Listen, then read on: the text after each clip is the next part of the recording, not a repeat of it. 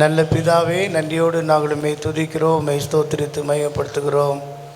தேவரே, கிருபையாக இந்த நாளை எங்களுக்கு தந்ததுக்காக நாங்கள் நன்றி செலுத்துகிறோம். ஆண்டவரே, இந்த வருஷத்தின் கடைசி நாட்களில் எங்களை நாங்களே நிதானித்து பார்த்து எங்கள் வழிகளை நாங்கள் உமக்கு நேராக்கி உம்முடைய கரத்தில் ஒப்பு கொடுத்து காத்திருந்து ஆசீர்வாதத்தை பெற்றுக்கொள்ள கர்த்தர்களுக்கு வேண்டி விசேஷித்த கிருபையை தருவீராக ஜெபிக்கிறோம். இந்த ஆராதனை வேலையிலும் தேவன் மகிமைப்படுவீராக, நீ வெளிப்படுவீராக, மேகமாக அக்னியாக வெளிப்பட்டு தேவ ஜனத்தை நீர் ஆசீர்வதிக்க முடியாது என்று ஜெபிக்கிறோம். சபை கூடும்போது உள்ள வரங்களை தந்து ஆவிக்குரிய ஆசீர்வாதங்களை கொடுத்து உன்னதமான தேவ பலத்தினால் ஒவ்வொருவரையும் பாதுகாக்க முடியாது ஜெபிக்கிறோம். கருத்தோடு பாட, ஆவியோடு பாட, கருத்தோடு ஜெபிக்க, கருத்தோடு பாட கர்த்தர் உதவி செய்யும்படியாக ஜெபிக்கிறோம். இந்த நேரத்தில் நம்முடைய சமூகம் இருக்கட்டும், எல்லா தடைகளையும் நீக்கி நம்முடைய வார்த்தைகளுக்கு அபிஷேகத்தை தருவீரான்னு ஜெபிக்கிறோம். கூடி வருகிற ஜனத்தை ஆற்றுங்கள், தேற்றுங்கள் என்று சொன்ன வார்த்தையின்படியே நம்முடைய வார்த்தையின் மூலமாக தேற்றப்பட உருவாக்கப்படும்படியாக ஜெபிக்கிறோம். தொடர்ந்து வழிநடத்தும் காத்துக்கொள்ளும் இயேசுவின் மூலம் வேண்டிக்கிறோம் பிதாவே, ஆமென். துதிப்பேன் இயேசுவின் பாதம், துதிக்க பெரும் அற்புதரானதுனால துதிப்போம்.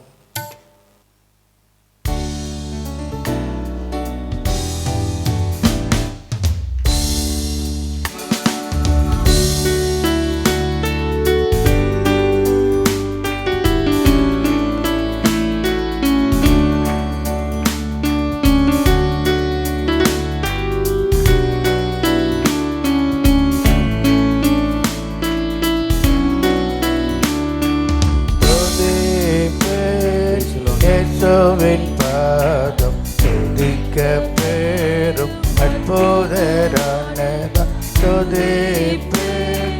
இயேசுவின் பாதம், துதிக்க பெரும் அற்புதரான வணங்குவேன், வணங்குவேன், வணங்குவேன் அவர் பாதம் என்று நான் வணங்குவேன், வணங்குவேன், வணங்குவேன் அவர் பாதம் என்று நான் துதிப்பேன்.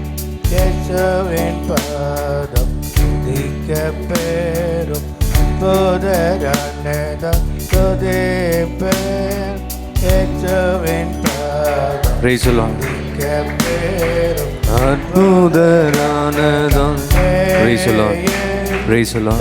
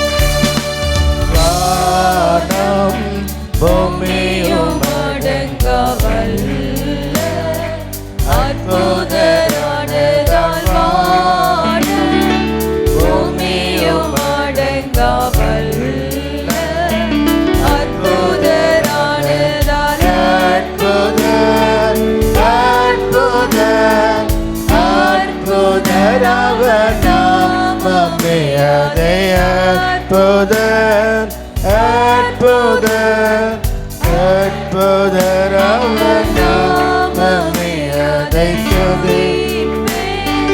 இயேசுவின் பாதம், துதிக்க பெரும் அற்புதரான துதி இயேசுவின் பாதம் துதிக்கப்பே உமற்புதரான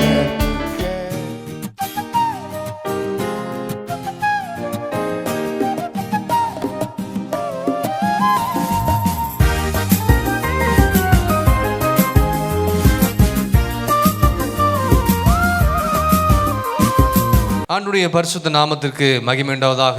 இந்த நாளிலும் கூட உங்கள் மத்தியில் கர்த்தருடைய வார்த்தையை பகிர்ந்து கொள்ளும்படியாக ஆண்டவர் அடியனுக்கு கொடுத்த இந்த நல்ல நாளுக்காக ஸ்லாக்கியத்துக்காக ஆண்டவரை துதிக்கிறேன். 3 வித்தியாசமான தலைப்பின் கீழாக உங்களோடு கூட நான் இந்த நாட்களில் உங்களோடு கூட பேச போகிறேன். கடந்த நாட்களில் என்ன பேசினேன் உங்ககிட்ட? ஆதி அன்பை குறித்து நான் உங்களோடு கூட பேசினேன். அன்னிலிருந்தே சுத்திகரிப்பு மெசேஜ் ஆரம்பித்தாச்சு. மொத்தம் 4 சுத்திகரிப்புக்கேற்ற நல்ல தேவ செய்தியை உங்களோடு கூட பகிர்ந்து கொள்ள போகிறேன். ஆகவே இந்த செய்திகள் நீங்கள் கேட்பது மாத்திரமல்ல, யாரெல்லாம் இங்கே பிரசங்கம் பண்ணுறாங்களோ அவங்களுடைய வார்த்தைகள் எல்லாம் கேட்டு நீங்கள் அதை ஆராய்ந்து பார்த்து எதெல்லாம் விடணுமோ அதை விட்டுட்டு எதை எடுத்துக்கொள்ளணுமோ அதை எடுத்துக்கொண்டு தேவ சமூகத்தில் உங்களை நீங்கள் நிதானித்து உங்களை நீங்கள் ஆராய்ந்து பார்த்தால் கர்த்தர் நிச்சயமாகவே புதிய ஆண்டுக்குள் போகும் பொழுது கர்த்தர் புதிய விதமான பாதைகளிலே கர்த்தர் நடத்த ஆண்டவர் வல்லவராக இருக்கிறார். அல்லேலூயா. ஆகவே இந்த 3 விதமான தலைப்பின் கீழாக 4 தலைப்பின் கீழாக உங்களோடு கூட பேச போகிறேன். ஆதி அன்பு 1 முடிஞ்சிச்சு, இன்னும் 3 காரியங்கள் இருக்கிறது. இன்றைக்கு வித்தியாசமான ஒரு தலைப்பின் கீழாக உங்களை நான் கொண்டு செல்ல விரும்புகிறேன். கர்த்தர் அடியனுக்கு காண்பித்து கொடுத்த சில காரியங்களை உங்களோடு கூட பகிர்ந்து கொள்ள விரும்புகிறேன். இயேசு உங்களை அழைக்கிறார். என்ன சொல்லுங்க? பக்கத்தில் கைப்பிடிச்சு சொல்லுங்க. இயேசு உன்னை அழைக்கிறார். இயேசு உங்களை அழைக்கிறார். இதுதான் இன்னைக்கு மெசேஜுடைய டாபிக்கு. அல்லேலூயா. இந்த வருஷத்தின் கடைசி நாட்களிலே சபையில் இருக்கிற எல்லா சிறு பிள்ளைகள், பெரியோர்கள், வயதானவர்கள், வாலிபர்கள், மூப்பர்கள் எல்லாரையும் கர்த்தர் வந்திருக்கிற ஒவ்வொருவரையும் வருஷத்தின் கடைசியில் அவர் உங்களை அன்போடு கூட அழைக்கிறார். ஆமேன். இயேசு உங்களையே அழைத்திருக்கிறார். இயேசு உங்களையே அழைக்கிறார். அவருடைய அழைப்பின் காரணங்கள் என்ன? Jesus calls and what are the reasons for his calling. நம்ம அழைத்திருக்கிறார், உண்மைதான். எதுக்காக அழைச்சாரு? அந்த அழைத்ததற்கு நோக்கம் என்ன? என்ன காரணத்துக்காக ஆண்டவர் தம்முடைய பிள்ளைகளை தெரிந்து கொண்டார்? என்னை ஏன் ஆண்டவர் தெரிஞ்சு கொண்டாரு? என்னை ஏன் கர்த்தர் அழைச்சாரு? அப்படின்னு அந்த காரணங்களை நாம் இன்றைக்கு அறிந்து கொள்ள வேண்டும். ஆமென். கிறிஸ்துவ ஜீவியத்தில் நம்ம எல்லாரும் இயேசுவை சொந்த இரட்சகராக ஏற்றுக்கொண்டிருக்கிறோம். ஏற்றுக்கொண்டது மாத்திரமல்ல, எதற்காக இயேசு நம்மை அழைத்திருக்கிறார் என்ற சத்தியங்களை அறிந்து கொண்டு அவருக்கு பின் செல்ல வேண்டும் என்று கர்த்தர் விரும்புகிறார். சிலர்லாம் எதுக்கு தான் சபையில் கர்த்தர் கொண்டு வந்து வச்சாருன்னு சிலருக்குலாம் தெரியல. வந்து உள்ளே உட்கார வச்சிட்டாரு, அவ்வளோதான். நம்ம பாட்டை பாடிட்டு ஜெபம் பண்ணுவோம், ஆண்டவருக்கு காணிக்கை கொடுப்போம், சில காரியங்களை செய்வோம், அப்படியே நம்மளை ஆண்டவர் ஆசீர்வதிச்சுவார். உண்மைதான், ஆசீர்வதிப்பார், நான் இல்லைன்னு சொல்லலை. அதை தாண்டி நிறைய காரியங்கள் வேதாந்தத்தில் நமக்கு சொல்லப்பட்டிருக்கிறது. What are the reasons for his calling? 9 காரியங்களை உங்களோட கூட பேச போகிறேன். எத்தனை காரியங்கள்? 9 காரியங்களை பேச போகிறேன். சுருக்கமாக உங்களுக்கு புரிகிற விதமாக. நான் இந்த 4 மெசேஜ் சிம்பிளாக தான் பேசுவேன்.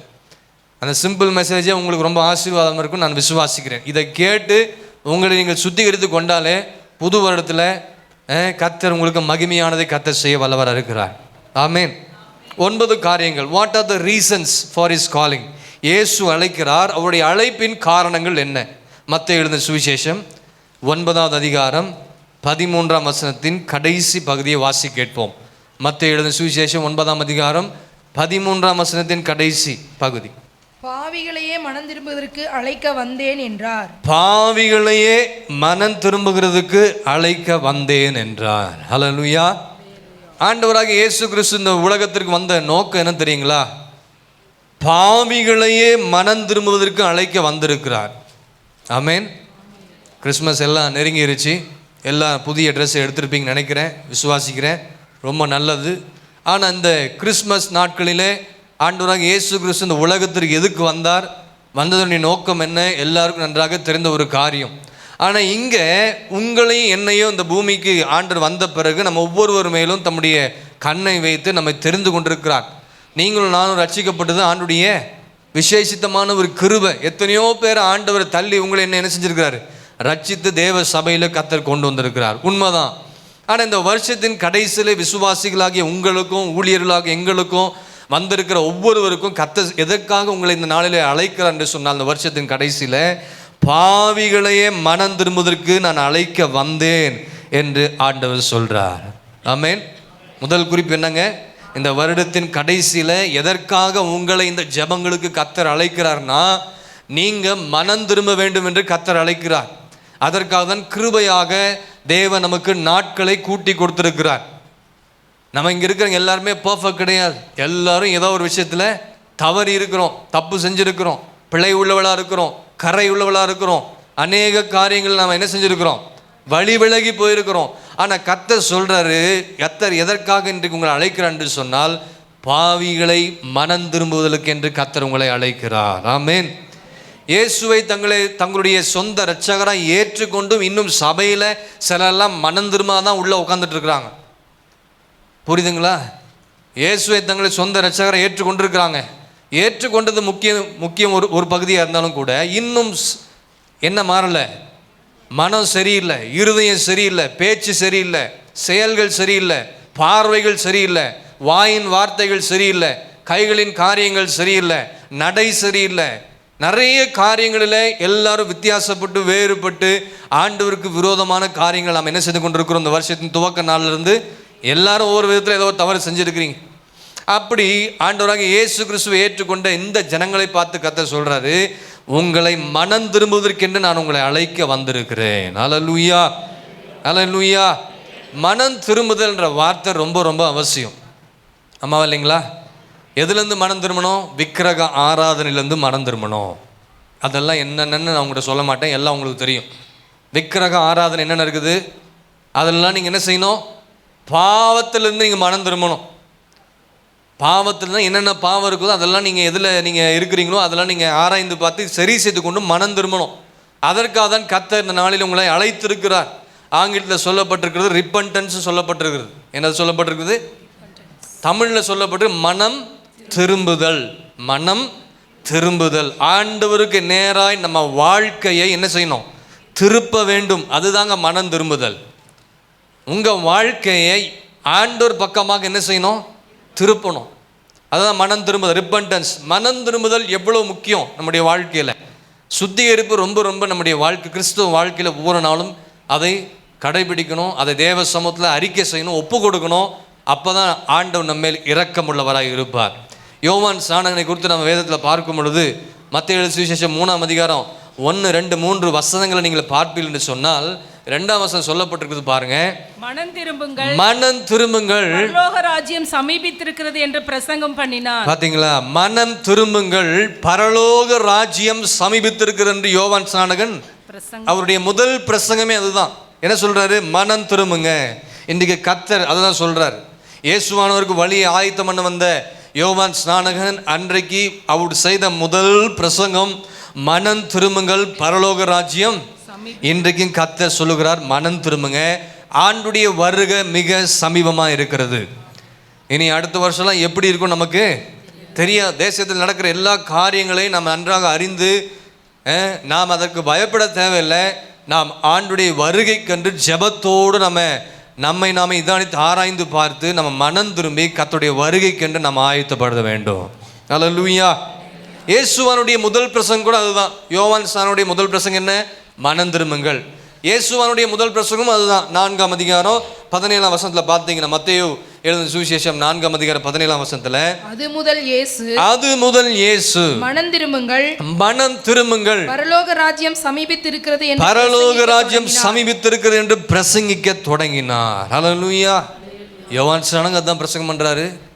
ஆண்டவராகிய இயேசு கிறிஸ்து அதுதான் பிரசங்கம் பண்றாரு.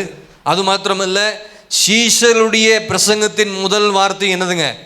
மனம் திரும்புங்கள் தான். அப்படிதான் ஆண்டவர் சொன்னார். அவங்களை அழைச்சிட்டு அவங்கள எல்லாரையும் கூப்பிட்டு சொல்றாரு. மார்க் எழுதின சுவிசேஷம் 6ஆம் அதிகாரத்தில் நீங்கள் அதை பார்க்கும் பொழுது 7ஆம் வசனத்தையும் 12ஆம் வசனத்தை கொஞ்சம் வாசிங்க. மார்க் எழுதின சுவிசேஷம் 6ஆம் அதிகாரம் 7ஆம் வசனத்தையும் 12ஆம் வசனத்தை மாத்திரம் வாசிங்க. அவர் 12 அழைத்து அசுத்த ஆவிகளை துரத்த அவர்களுக்கு அதிகாரம் கொடுத்து, போதுங்க. அவர் 12 சீஷரையும் ஆண்டவராகிய இயேசு கிறிஸ்து அழைத்து அசுத்த ஆவிகளை துரத்த அவர்கள் அதிகாரம் கொடுக்கிறாரு. நீங்கள் எப்படி ஊழியத்துக்கு போகணும், எப்படி ஊழியம் பண்ணணும், எங்கெல்லாம் போய் ஆண்டுடைய நாமத்தை சொல்லணும்னு சொல்லி நிறைய காரியங்களை 8, 9, 10, 11 வசனங்களை அங்கே சொல்லுகிறது நாம் பார்க்க முடிகிறது. அது மாத்திரமல்ல 12ஆம் வசனத்தில் அவங்க என்ன சொல்றாங்க பாருங்க, சீஷர்கள் அவர்கள் புறப்பட்டு போய் மனம் திரும்புங்கள் என்று பிரசங்கிக்க தொடங்கினார்கள். ஹல்லேலூயா. சீஷர்களை கர்த்தர் அழைத்து அவர்களுக்கு எப்படியெல்லாம் ஊழியத்துக்கு போகணும், என்ன செய்யணும், என்ன கொண்டு போகணும், ஒரு தடி மாத்திரம் எடுத்துக்கொண்டு போங்க, நிறைய காரியங்கள் இங்கே சொல்லுங்க. ஒரு வீட்டில் நீங்கள் பிரவேசித்தா பல காரியங்கள் இங்கே சொல்லப்பட்டிருக்கிறது. அங்கே தங்கியிருங்கள், இதெல்லாம் சொல்லிட்டு நீங்கள் ஆண்டுடைய அதிசயங்களை அற்புதங்களை செய்ய வேண்டும் என்று சொல்லி அதிகாரத்தை கொடுத்து சீஷர்களை கர்த்தர் அனுப்புகிறார். அவங்க போகும் பொழுது அவர்கள் செய்த முதல் பிரசங்கம் என்னதுங்க? மனம் திரும்புங்கள். ஹல்லேலூயா. அப்போ யோவான்சனுடைய முதல் பிரசங்கமும் மனம் திரும்புங்கள். ஆண்டவராகிய இயேசு கிறிஸ்துனுடைய பிரசங்கமும் என்னதுங்க? மனம் திரும்புங்கள். சீஷருடைய பிரசங்கமும் என்னதுங்க? நீங்கள் புறப்பட்டு போங்கள்னு சொல்றார். புறப்பட்டு போய் நீங்கள் எல்லா ஜனங்களுக்கும் என்ன சொல்லணும்? நீங்கள் மனம் திரும்புங்க, ஆண்டுடைய வருக, பரலோக ராஜ்யம் சமீபத்திருக்கிறது. இன்றைக்கு சபையை பார்த்து கர்த்தர் சொல்லுகிறார். அந்த காரியம் தான் கர்த்தர் உங்களோடு கூட பேசுகிறார். மனம் திரும்புங்கள். விக்கிரக ஆராதனையிலிருந்து, பாவத்திலிருந்து இந்த வாய் முதலாவது மனம் திரும்பணும். அல்லேலூயா. என்ன செய்யணும்னா இந்த வாய் மனம் திரும்பணும். இந்த வாயால் தான் நிறைய பேர் கெட்டு போயிருக்கிறாங்க. இந்த வாயால் தான் நிறைய பேருடைய வீடுகளில் சாபங்கள். இந்த வாயால் தான் நிறைய பேருடைய வாழ்க்கையில் வியாதி. உன் நாவு தான் வியாதி வர்றதுக்கே காரணம். எத்தனை பேர் ஆமென் சொல்கிறீங்க? அப்போ நம்முடைய நாவு எப்படி பேசுதோ அதுதான் உங்கள் வாழ்க்கை. இந்த நாவு அநீதி நிறைந்ததாக காணப்படுகிறது. இந்த வாய் முதலாவது என்ன செய்யணும்? மனம் திரும்பணும். நம்முடைய செயல்கள் மனம் திரும்பணும். நம்முடைய கால்கள், நம்முடைய கைகள், இந்த காது மனம் திரும்பணும். எல்லாவற்றிலும் ஆண்டவர் எதிர்பார்க்க காரியம் என்னங்க? எல்லா பகுதிகளிலும் ஆண்டவராகிய இயேசு கிறிஸ்து சொல்ற ஒரே ஒரு காரியம், நீங்கள் மனம் திரும்ப வேண்டும். ஹல்லேலூயா. ஆமென். அதனால தான் மனம் திரும்புதலுக்கென்று கர்த்தர் நம்மை ஒவ்வொருவரையும் இந்த நாளிலே அழைத்திருக்கிறார். இயேசு நமக்காக இந்த பூமியில் பிறந்தார். 30 ஆண்டு காலங்களாக பெற்றோர்கள் கூட இருந்தார். 3.5 ஆண்டுகளாக அவர்கள் ஆண்டவர் இயேசு கிறிஸ்து ஊழியம் செய்தார், அற்புதங்கள் செய்தார், அதிசயம் செய்தார். நடக்க முடியாது நடக்க வச்சார், பார்வை இல்லாத பார்வை வச்சு கொடுத்தாரு, வியாதியுள்ளவனை சொஸ்தமாக்கினார், மரித்தவனை கர்த்தர் உயிரோடு கூட எழுப்பினார். எல்லாம் நல்லதான், எல்லாம் செஞ்சார். உங்களுக்காக எனக்காக சிலுவையில் ஆண்டவராக இயேசு கிறிஸ்து மரித்து 3ஆம் நாளிலே நமக்காக உயிரோடு கூட எழுந்தார். அந்த உயிர் தெழுந்த ஆண்டவர் தான் இன்றைக்கு நம்ம ஆராய்த்து கொண்டிருக்கிறோம். அந்த உயிர் தெழுந்த ஆண்டவர் இன்றைக்கு மனம் திரும்புங்கள் என்று சொல்லி தேவன் நம்மோடு கூட பேசி கொண்டிருக்கிறார். அவர் மரித்து உயிர் தெழுந்த பிறகும் சீசர்களுக்கு சொல்றாரு, என்ன சொல்றாரு? போய் நீங்க மனம் திரும்புவதுக்கு ஏற்ற பிரசங்கத்தை பண்ணுங்கன்னு சொல்றாரு. லூக்கா எழுதின சுவிசேஷம் 24ஆம் அதிகாரம் 36ஆம் வசனத்தில் என்ன சொல்லப்பட்டிருக்குது பாருங்க. 24:36. இவைகளை குறித்து அவர்கள் பேசிக்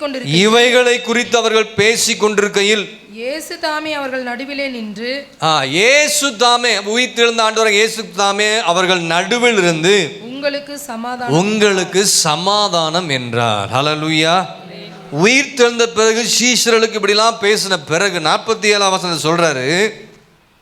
47ஆம் வசனம், அன்றியும் மனம் திரும்புதலும் பாவ மன்னிப்பும் எருசலேம் தொடங்கி சகல தேசத்தாருக்கும் அவருடைய நாமத்தினாலே பிரசங்கிக்கப்படவும் வேண்டியது. அவருடைய நாமத்தினாலே பிரசங்கிக்கப்பட வேண்டியதாக இருக்கிறது. ஹல்லேலூயா.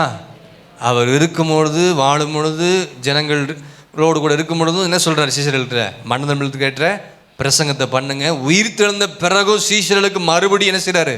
நினைப்பூட்டுகிறார். மனம் திரும்புதலுக்கு ஏற்ற பிரசங்கத்தை நீங்க என்ன செய்யுங்க? எல்லா இடங்களுக்கும் போய் இந்த வார்த்தையை சொல்லுங்க. அப்ப பாருங்க, இயேசுவானவருக்கு வழி ஆயத்தம் பண்ண ஜான் த பேப்டிஸ்ட், யோவான் ஸ்நானனுடைய பிரசங்கம் மனம் திரும்புதல், இயேசுவானுடைய முதல் பிரசங்கம் மனம் திரும்புதல், சீஷருடைய முதல் பிரசங்கம் மனம் திரும்புதல். இயேசு உயிர் தெழுந்த பிறகு சீஷர்களுக்கு நினைப்பூட்டுற காரியம், மனம் திரும்புதலுக்கு ஏற்ற காரியத்தை பிரசங்கம் பண்ணுங்கன்னு சொல்றாரு. அது மாத்திரமல்ல, பெந்தேகோஸ்தே நாளிலே மேல் வீட்டில் எல்லாரும் காத்து கொண்டிருந்தாங்க. 120 பேர் மேலே ஆவியானவர் இறங்கினார். எல்லாரும் ஒருமனப்பட்டு ஒரு இடத்துல கூடி இருக்கும் பொழுது கூட பேதுரு பரிசுத்தாவினால் நிரப்பி நிறைந்த ஒரு மனிதனாக காணப்பட்டு நிறைந்து பேசின ஒரு பிரசங்கம் என்ன தெரியுங்களா? 2ஆம் அதிகாரம் 38ஆம் வசனத்துல என்ன சொல்றாரு பாருங்க. அப்போஸ்தலர் 2:38. பேதுரு அவர்களை நோக்கி நீங்கள் மனம் திரும்பி ஒவ்வொருவரும் பாவ மன்னிப்புக்கென்று என்னதுங்க? நீங்கள் மனம் திரும்பி ஒவ்வொருவரும் பாவ மன்னிப்புக்கென்று இயேசு கிறிஸ்துவின் நாமத்தினால ஞானஸ்நானம் பெற்றுக்கொள்ளுங்கள். அப்பொழுது பரிசுத்த ஆவியின் வரத்தை பெறுவீர்கள். ஹல்லேலூயா.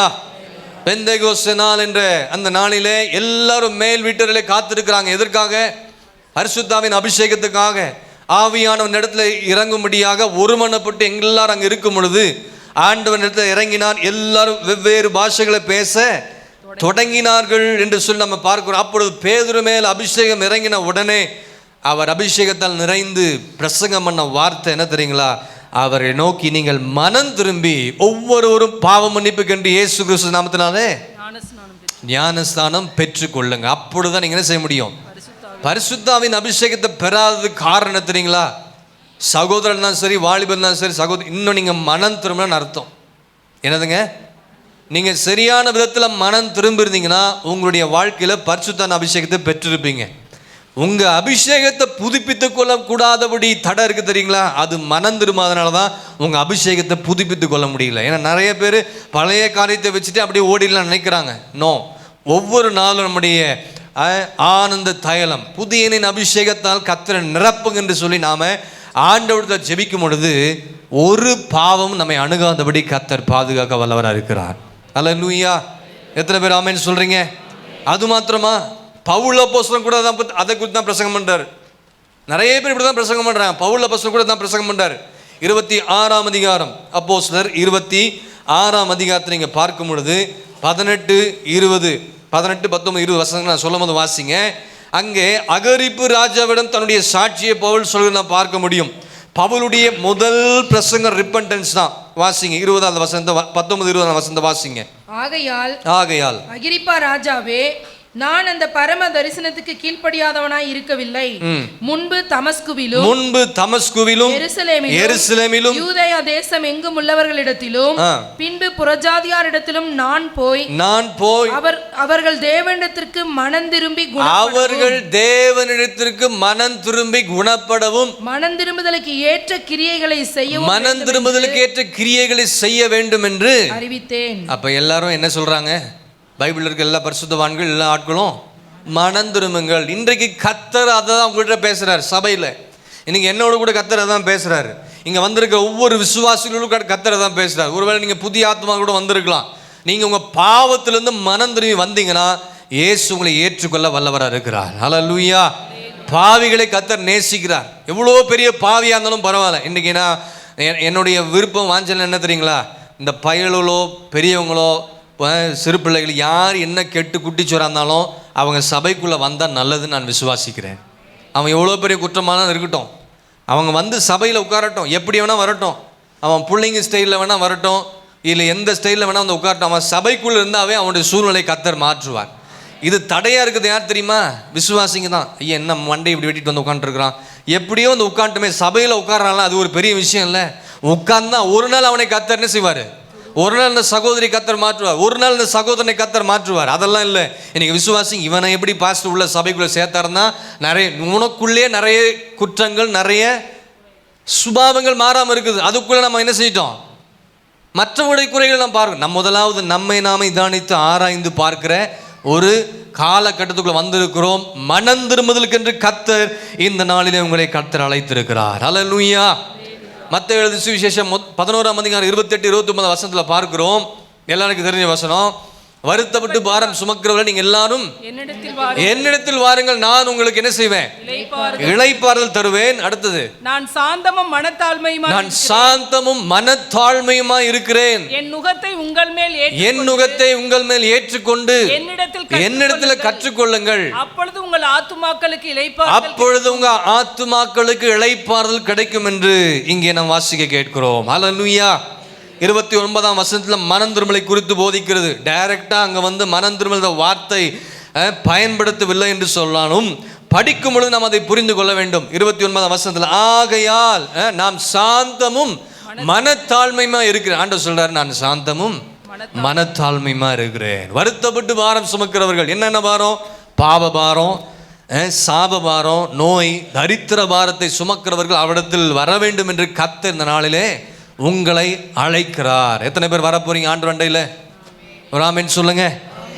படிக்கும் பொழுது நுகம் என்றால் என்ன தெரியுங்களா? அவருடைய போதனைகள், அவருடைய கட்டளைகள். என் நுகத்தை நீங்க என்ன செய்யுங்க? உங்கள் மேல் ஏற்றுக்கொள். என்னுடைய போதனைகள், ஆண்டுடைய போதனைகள், ஆண்டுடைய கட்டளைகள், ஆண்டுடைய வார்த்தை, ஆண்டுடைய வசனங்களை நீங்கள் கற்றுக்கொள்ளும் பொழுது உங்க ஆத்துமாக்கு ஒரு பெரிய இளைப்பாறுதல் கிடைக்கும். உங்க பாவ மன்னிப்பு ஒரு நிச்சயமா ஒரு மன்னிப்பு கிடைக்கும். இரக்கத்தை கர்த்தர் காண்பிப்பாரா, காண்பிக்க மாட்டாரா? அல்லேலூயா, நிச்சயமா காண்பிப்பார். அப்பொழுது உங்க ஆத்துமாக்கள் ஒரு இளைப்பாறுதலை கர்த்தர் தருக வல்லவராக இருக்கிறார். 28ஆம் வசனத்துல ஒரு அழைப்பை தராரு.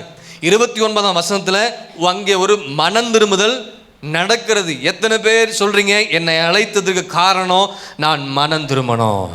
அல்லேலூயா. இன்றைக்கு இயேசு உங்களை அழைக்கிறார். எதற்காக தெரியுங்களா?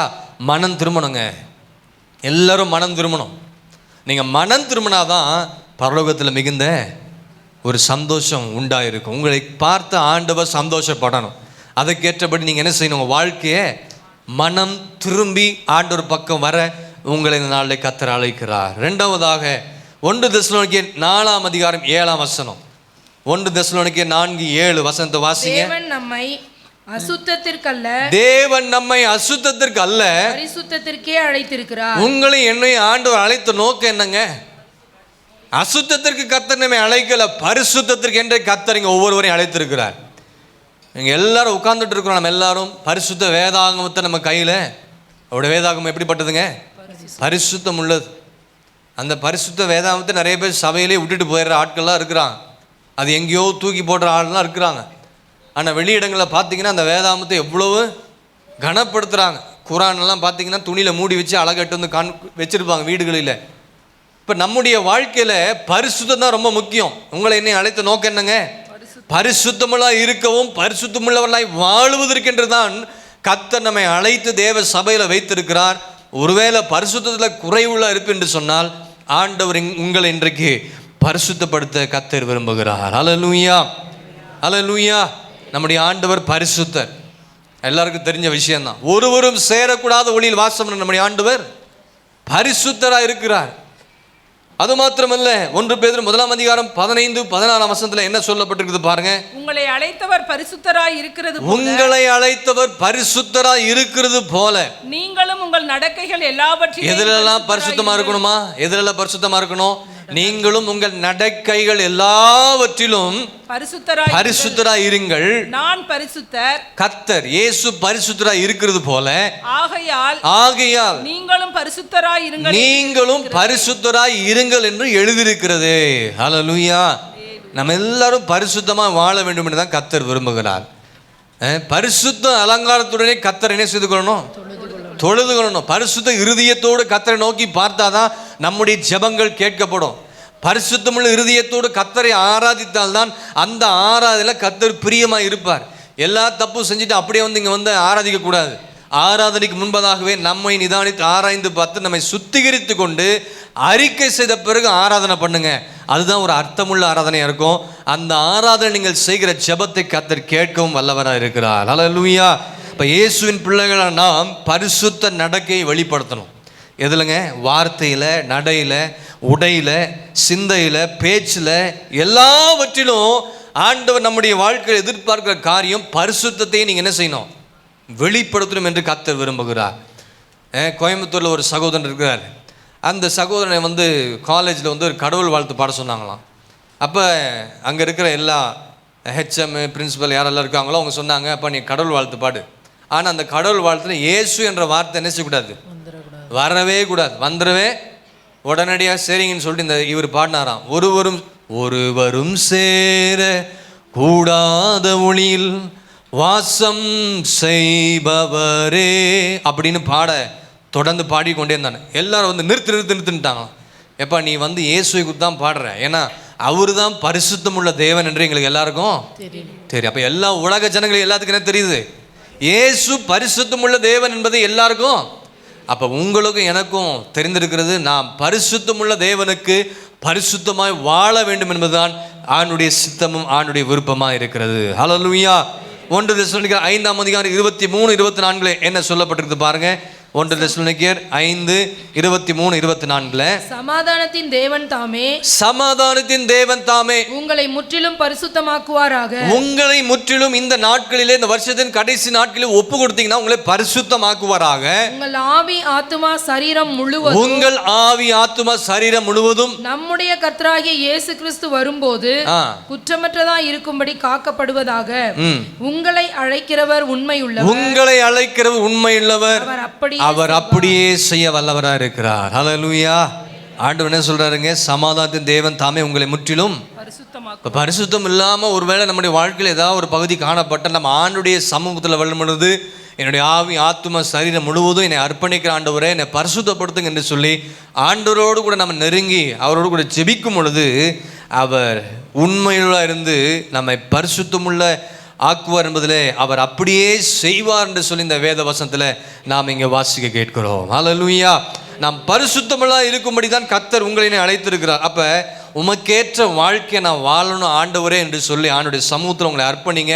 உங்களையும் கர்த்தர் பரிசுத்தமாக்குவார். உங்களுடைய குடும்பங்கள் இருக்கிற எல்லா தேவ பிள்ளைகளையும், சிறு பிள்ளைகளையும், வாலிபர்களையும் எல்லாரும் பரிசுத்தமாக வாழ்வதற்கு கர்த்தர் தம்முடைய கிருபைகளை கர்த்தர் தந்திர வல்லவராக இருக்கிறார். ஆமென். மூணாவது 1 தீமோத்தேயு 6ஆம் அதிகாரம் 12ஆம் வசனத்தை வாசிங்க. 1 தீமோத்தேயு 6ஆம் அதிகாரம் 12ஆம் வசனம். விசுவாசத்தின் நல்ல போராட்டத்தை போராடு, விசுவாசத்தின் நல்ல போராட்டத்தை போராடு, நித்திய ஜீவனை பற்றிக்கொள், நித்திய ஜீவனை பற்றிக்கொள். அதற்காகவே நீ அழைக்கப்பட்டாய். மூணாவது, எதற்காக நீங்க அழைக்கப்பட்டிருக்கிறீங்க? நித்திய ஜீவனை பெற்றுக்கொள்வதற்காக தான் சபையில உங்களை கர்த்தர் அழைத்திருக்கிறார். அநேக சாட்சிகளுக்கு முன்பாக நல்ல அறிக்கை பண்ணினவனுமாய் இருக்கிறாய். ஹல்லேலூயா. வளர்ந்த ஊழியக்காரனாகிய பவுல் வளருகிற ஊழியக்காரராகிய இளம் ஊழியக்காரன் தீமோத்தேயுக்கு ஒரு அட்வைஸ் கொடுக்கிறாரு. என்ன சொல்றாரு? நித்திய ஜீவனை பற்றிக்கொள். இன்றைக்கு கர்த்தர் உங்களுக்கு தான் சொல்றாரு. சபைக்கு வர்றது பெருசு இல்லை, வந்து உட்காந்துட்டு போயிடுவீங்க. காணிக்கை கொடுக்கறது பெருசு கிடையாது, தலையை காமிச்சிட்டு போறது பெருசு இல்லை. நித்திய ஜீவனை என்ன செய்து கொள்ளணும்? பற்றிக்கொள்ளணும். அதற்காக தான் நீங்கள் அழைக்கப்பட்டிருக்கிறீர்கள்.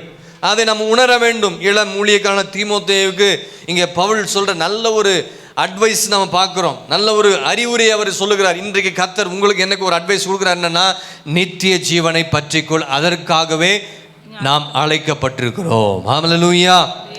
நம்ம எல்லாரையும் கர்த்தர் அழைத்திருக்கிறார். எல்லாரையும் அழைக்கிறார். இயேசு உங்களை அழைக்கிறார். பாவிகளை ரட்சிக்க உங்களை அழைக்கிறார். அது மாத்திரமல்ல, உன் துக்கத்தை மாற்றுவதற்கு கர்த்தர் உன்னை அழைக்கிறார். உன் கண்ணீரை துடைப்பதற்கு கர்த்தர் அழைக்கிறார். உன் நோயை குணமாக்குவதற்கு கர்த்தர் அழைக்கிறார். உண்மைதான் இல்லைன்னு சொல்ல, அதை காட்டிலும் நித்திய ஜீவனை பெற்றுக்கொள்ள இயேசு உங்களை அழைக்கிறார். ஹல்லேலூயா. பணம், பேரு, புகழ், அந்தஸ்து, அது இதெல்லாம் அதை விட பெரியது என்ன தெரியுங்களா? நித்திய ஜீவன் தான் பெருசு. இந்த உலகத்தில் எல்லாவற்றையும் நீங்கள் ஆதாயப்படுத்தி வைத்துக் கொள்ளலாம். ஆனால் நித்திய ஜீவன் இழந்துட்டீங்கன்னா எங்கே போக முடியாது? ஆணுடையத்தில் போகவே முடியாது. நித்திய ஜீவன் என்றால் என்ன தெரியுங்களா? மரணமே இல்லாத யுக யுக யுகமாய் நித்திய வாழ்க்கையை வாழ்வுதான். இயேசுவோடு கூட வாழ்கிற வாழ்க்கை, அதுதான் நித்திய ஜீவன். அதற்காக தான் நம்ம அங்கே போகணும். அதற்காக தான் நீங்கள் நான் என்ன செய்யப்பட்டிருக்கிறோம்? அழைக்கப்பட்டிருக்கிறோம். 1 யோவான் 5ஆம் அதிகாரம் 11, 12 வசனம் நீங்கள் வாசித்து பார்க்கும் பொழுது, தேவன் நமக்கு நித்திய ஜீவனை தந்திருக்கிறார். தேவன் உங்களுக்கு எனக்கு அழைத்திருக்கிறார். அந்த அழைத்த ஆண்டவர் நமக்கு நித்திய ஜீவனை தந்திருக்கிறார். அந்த ஜீவன் அவருடைய குமாரனில் இருக்கிறது என்பதே அந்த சாட்சி. அவருடைய குமாரனில் இருக்கிறது என்பதே அந்த சாட்சியாம். குமாரனை உடையவன் ஜீவனை குமாரனை உடையவன் ஜீவனை உடையவன். தேவனுடைய குமாரன் இல்லாதவன், தேவனுடைய குமாரன் இல்லாதவன், ஜீவன் இல்லாதவன், ஜீவன் இல்லாதவன் உங்களுக்கு நித்திய ஜீவன் உண்டென்று நீங்கள் அறியவும் தேவகுமாரனுடைய நாமத்தின் மேல் விசுவாசமாய் இருக்கவும், தேவகுமாரனுடைய நாமத்தின் மேல் விசுவாசமாய் இருக்கிற உங்களுக்கு இவைகளை எழுதி இருக்கிறேன். ஹல்லேலூயா. பாத்தீங்களா? தேவன் நமக்கு நித்திய ஜீவனை தந்திருக்கிறார். அந்த ஜீவன் அவருடைய குமாரனில் இருக்கிறது என்பதை அந்த சாட்சி. குமாரனை உடையவன் இயேசு உங்களோடு கூட இருந்தா நீங்கள் ஜீவன் உள்ளவர்கள், நித்திய ஜீவன் பெற்றிருக்கிறவர்கள். எப்படி இருக்கிறீங்க யோசித்து பாருங்க. உங்களோட கூட கர்த்தர் இருக்கிறாரா? அது மாத்திரமல்ல, இங்கே சொல்லப்பட்டிருக்க மரணமே இல்லாத யுக யுக காலமாக நித்திய வாழ்க்கை வாழ்வுதான் நித்திய ஜீவனுங்க. ரகசிய வருகை வந்தால் போயிடுவோம். இல்லை, ஒருவேளை ரகசிய வருகை தாமதிக்கும் என்று சொன்னால் நம்ம எல்லாரும் ஒரு நாள் மறிக்க வேண்டியதாக இருக்கும். ஆனால் நம்ம மரிக்கும் பொழுது சரீரம் மாத்திரம்தான் எங்கே போகும்? மண்ணுக்கு போகும். நம்முடைய ஆவி ஆத்துமா எல்லாம் எங்கே போவோம்? மேலே போவோம். இப்போ நம்முடைய வாழ்க்கையில் நித்திய ஜீவன் ரொம்ப ரொம்ப முக்கியம். யோவான் எழுதின சுவிசேஷம் 14ஆம் அதிகாரம் 5-6 வசனங்களை என்ன சொல்லப்பட்டிருக்கு பாருங்க. யோவான் 14:5-6. தோமா அவரை நோக்கி கேட்கிறார். தோமா வந்து கேட்கிறார். தோமா அவரை நோக்கி, ஆண்டவரே, ஆண்டவரே, நீர் போகிற இடத்தை அறியோமே, நீர் போகிற இடத்தை அறியோமே, வழியை நாங்கள் எப்படி அறிவோம் என்றான். அப்படின்னு ஒரு கேள்வி தோமா வந்து ஆண்டவரை பார்த்து கேட்கிறார். அதுக்கு ஆண்டவர் சொல்றாரு, அதற்கு இயேசு, நானே வழியும் சத்தியம் ஜீவனுமா இருக்கிறேன். என்னாலே அல்லாமல் ஒருவனும் பிதாவினிடத்தில் வரான். அப்ப இயேசு இல்லாம ஒருவராலும் நித்திய ஜீவனை சுதந்திரித்துக் கொள்ள முடியாது. அப்போ இயேசுவை தங்கள் சொந்த இரட்சகரை ஏற்றுக்கொண்டு அத்தனை பேரும் அவரோடு கூட இருந்து அவருக்கு பிரியமாக வாழ்ந்தீங்கன்னா, அவர் சொல்கிற வார்த்தை கீழ்ப்படிந்து செயல்பட்டீங்கன்னா, உங்களுக்கு கர்த்தர் நித்திய ஜீவனை தர வல்லவராக இருக்கிறார். அல்லேலூயா. யுக யுக காலமாக ஆண்டவரோடு கூட ஒரு வாழ்க்கை கர்த்தர் நமக்கு தரப்போகிற எத்தனை பேரை வாஞ்சிக்கிறீங்க? எத்தனை பேர் விரும்புகிறீங்க? சீமோன் பேதுருவை போல நாமும் ஆண்டவர்கிட்ட சொல்லணும். என்ன சொல்லணும்? 6ஆம் அதிகாரம் யோவான் எழுதின சுவிசேஷம் 6ஆம் அதிகாரம் 68ஆம் வசனத்துல என்ன சொல்லப்பட்டிருக்கு பாருங்க. சீமோன் பேதுரு அவருக்கு பிரதியுத்தரமாக, ஆண்டவரே, யாரிடத்தில் நாங்கள் போவோம்? நித்திய ஜீவ வசனங்கள் உம்மிடத்தில் உண்டு. அப்ப சபையில பேசுற ஒவ்வொரு வார்த்தைகள் என்ன வார்த்தைகள்? நித்திய வார்த்தைகள், நித்திய ஜீவ வசனங்கள். அவருடைய சீஷர்கள் அநேகர் அவரோடு கூட நடவாமல் பின்வாங்கி போனாங்க. மேல வசனம் பார்த்தீங்கன்னா, அப்பொழுது இயேசு 12 நோக்கி சொல்றாரு, நீங்களும் போய்விட. நீங்க நல்ல வார்த்தை, நல்ல சத்தியத்தை பேசினா, நல்ல ஆழமான உபதேசங்கள் கேட்டால் சிலருக்குலாம் சபையில் பிடிக்கிறது இல்லை. எங்கே நல்ல உபதேசம் பண்ணுறாங்களோ, நல்ல வார்த்தை எடுத்து சொல்கிறாங்களோ, அங்கே இருந்து சத்தியத்தை மேய்ந்து கொண்டு நீங்கள் ஆவிக்குரிய காரியத்தில் வளர்வளாக இருக்கணுமே தவிர இங்கே வந்து முறுமுறுக்கக்கூடாது. ஆமேன். இந்த சபையில் இந்த சத்தியம் பிடிக்கலன்னா வேறு சபைக்கு போகிறது ரொம்ப நல்லது. ஏன்னா இந்த சபையில் உட்காந்துட்டு மற்றவங்க என்ன சரி நீங்கள் கெடுக்கிறீங்க சிலரெல்லாம். ஆகவே நித்திய ஜீவ வசனங்கள் ஆண்டவரத்தில் இருக்குது. அந்த வசனத்தை நாம் என்ன செய்யணும்? கற்றுக்கொண்டு உம்மை விட்டு நாங்கள் போக மாட்டோம் என்று எத்தனை பேர் தீர்மானம் பண்ண போறீங்க?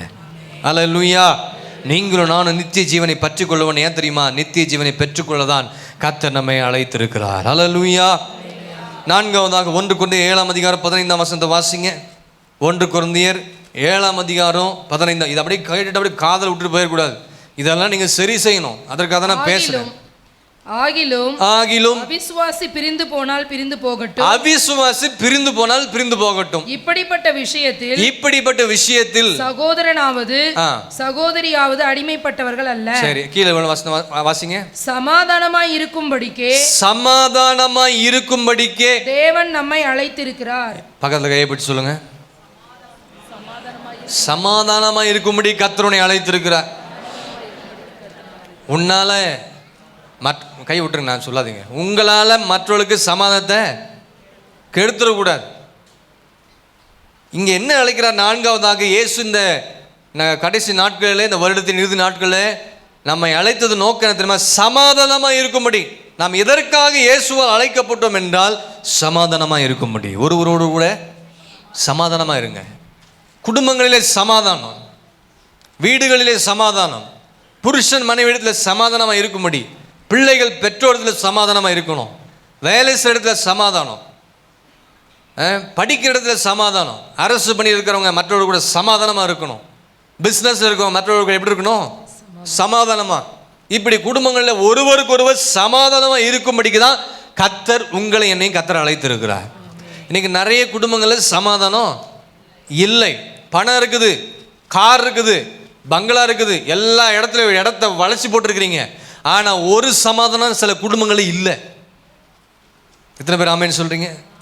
ஆமாம். சில விசுவாச குடும்பம் சமாதானத்துக்கு இல்லாத காரணம் கர்த்தரை தேடுறதில்லை, சபையை தேடுறதில்லை, வசனத்துக்கு மதிப்பு கொடுக்கறதில்ல, ஊழியர்களை கனம் பண்ணுறதில்ல, ஆண்டவரை கனம் பண்ணுறதில்ல, வேதத்தை நேசிக்கிறவர்களுக்கு மிகுந்த அதை நேசிக்கிறதே கிடையாது.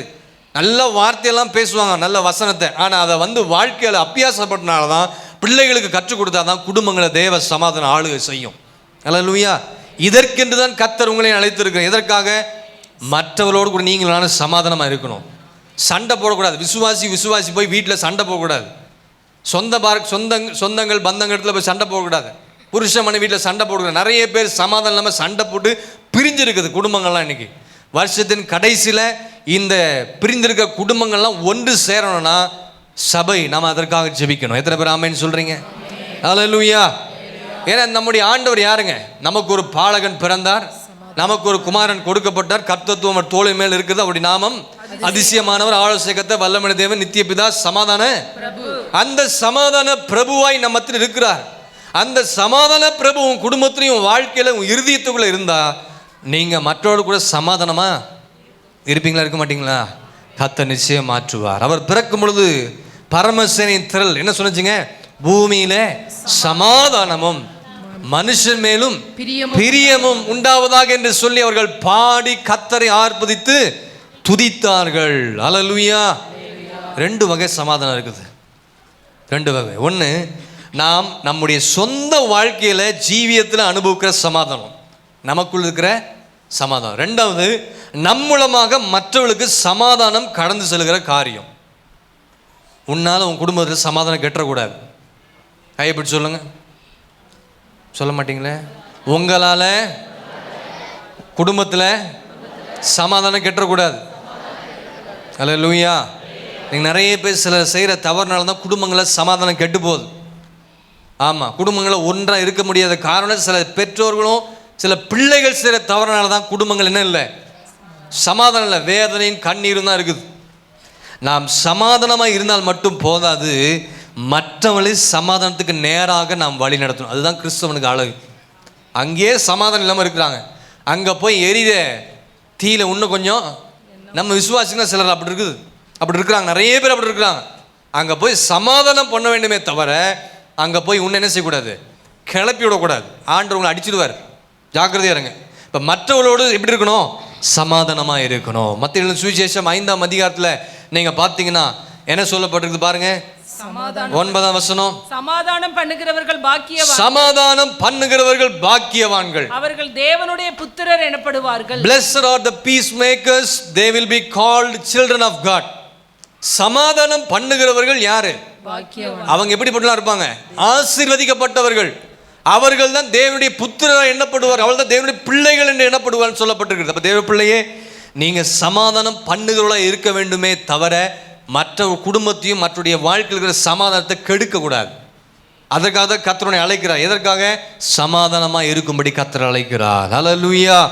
நம்முடைய வாழ்க்கையில சமாதானத்தை நாம் மாத்திரம் அனுபவிக்கிறது மாத்திரமல்ல, மற்றவரோடும் சமாதானமாக இருக்கணும். தீர்மானம் பண்ணுங்க. குடும்பங்களில், ஆஃபீஸில், வீட்டில், வேலை செய்கிற இடத்துல சண்டை போடாதீங்க, வாக்குவாதம் பண்ணாதீங்க, கோபப்படாதீங்க, எரிச்சல் அடையாதீங்க. துர்குணம், மன்னிக்க கூடியாத சுபாவங்கள், கசப்பு, வைராக்கியம், இதெல்லாம் இருக்கிறதுனால தான் சமாதானம் கெடுது. இந்த வருஷத்துக்குள்ளே இதெல்லாம் சரி செஞ்சீங்கன்னா புதிய ஆண்டுக்குள்ளே நம்ம போகும் பொழுது மகிமையான ஆசீர்வாதத்தை நாம் சுதந்திரத்துக் கொள்ள கர்த்தர் கிருபை செய்வார். ஹல்லேலூயா. அப்போ சமாதானமாக இருக்கும்படி கர்த்தர் நம்மை அழைக்கிறார். 1 கொரிந்தியர் 1ஆம் அதிகாரம் 9ஆம் வசனம் என்ன சொல்லப்பட்டிருக்கு பாருங்க.